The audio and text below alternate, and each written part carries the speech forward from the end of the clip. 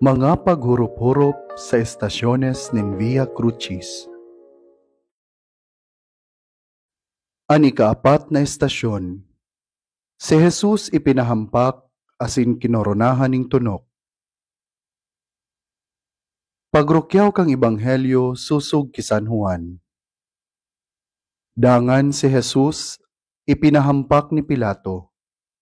Ang mga soldados nagsilapid ning tunok.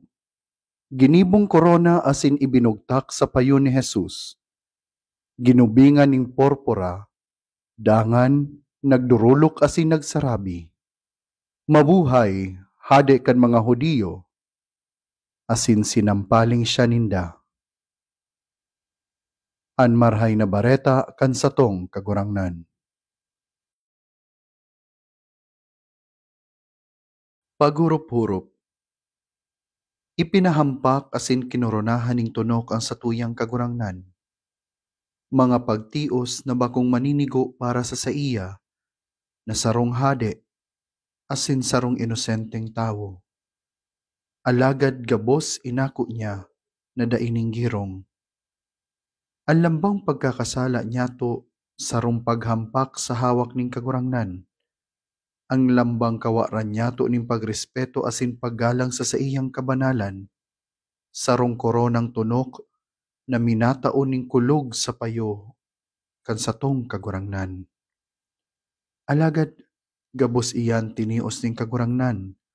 Ulikan sa iyang day masukol na pagkamuot sa satuya. Guran man kita kamakasaklan. Guran man kita kadaing utang na buot. Siring kaiyanan pagkamuot ning kagurangnan. Pagkamuot na day naghahagad ning balos.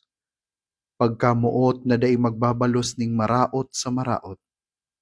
Pagkamuot na andam magpatawad, asin magkugos sa gabos.